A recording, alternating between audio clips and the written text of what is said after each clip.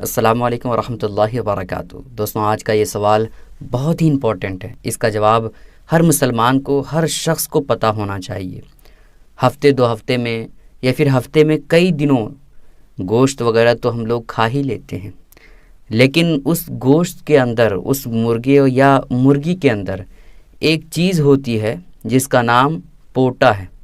اسے پتھری بھی کہتے ہیں، اور جس جگہ لوگ رہتے ہیں اس اعتبار سے اس کا نام الگ الگ لوگ لیتے ہیں۔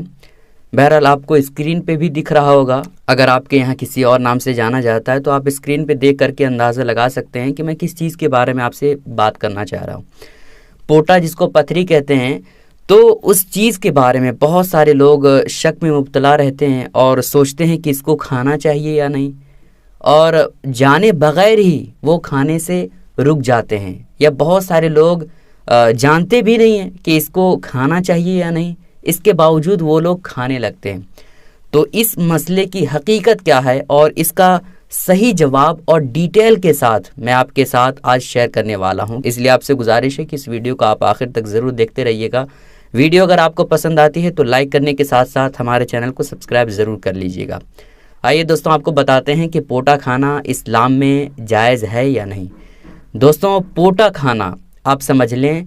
کہ مکمل طور پر جائز ہے، کسی بھی طرح سے اس میں قباحت کی بات نہیں ہے۔ اب یہاں بہت سارے لوگوں کا ذہن اس بات کی طرف جاتا ہوگا کہ بھائی پوٹا جو مرغی وغیرہ دانے چن کر کے جو گندگی جس چیز میں رہتی ہے اس کو پوٹا پتھری کہتے ہیں۔ تو بہت سارے لوگوں کا ذہن اس بات کی طرف بھی جاتا ہوگا کہ بھائی پوٹا جس میں گندگی ہوتی ہے، جب اس کو کھانا جائز ہے تو اوجھڑی،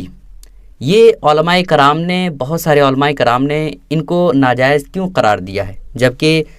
پوٹا اور اوجھڑی یہ دونوں ایک ہی چیز ہے کہ دونوں میں گندگی چیزیں جمع رہتی ہے۔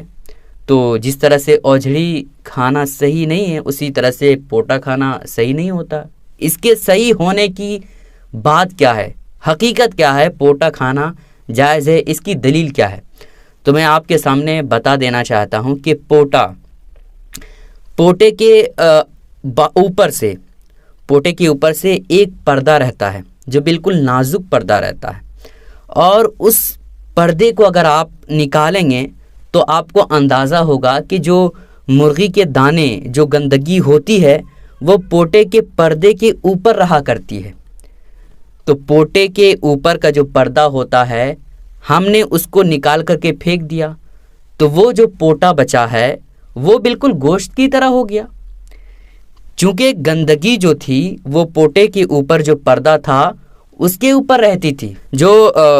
پوٹا تھا اس کے اوپر گندگی نہیں رہتی تھی، اور جب ہم نے اس پردے کو نکال کر کے پھینک دیا تو وہ گوشت کی طرح ہو گیا، اسی وجہ سے جائز ہے۔ اور رہی بات اوجھڑی کی، کہ بہت سارے علماء کرام نے اس کو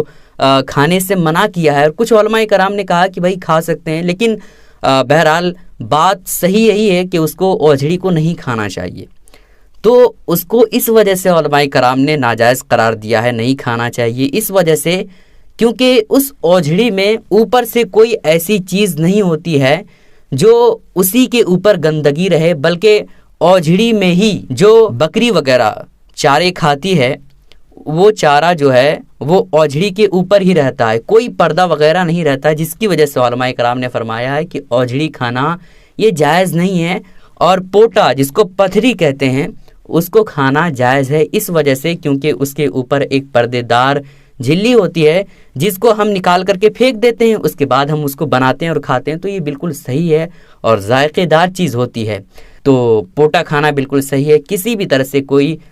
ناجائز یا قباحت کی بات نہیں ہے، لیکن شرط یہ ہے کہ اس کے اوپر جو پردہ ہے اس کو نکال کر کے پھینک دیں، اس کے بعد بنائیں۔ اور جو بھی پوٹے کھاتے ہیں وہ اسی طرح کھاتے ہیں کہ اس کے اوپر جو پردہ ہوتا ہے وہ نکال دیتے ہیں، اس کے بعد وہ بناتے ہیں اور کھاتے ہیں، تو یہ بالکل صحیح ہے، کسی بھی طرح سے کوئی قباحت کی بات نہیں۔ امید کرتا ہوں کہ آپ کو یہ ویڈیو پسند آئی ہوگی۔ دوستوں، پسند آنے کی صورت میں ویڈیو کو شیئر کیجیے گا، ویڈیو کو لائک کرنے کے ساتھ ساتھ چینل کو سبسکرائب کر لیجیے گا۔ پھر ملیں گے کسی اچھی ویڈیو کے ساتھ۔ السلام علیکم ورحمۃ اللہ وبرکاتہ۔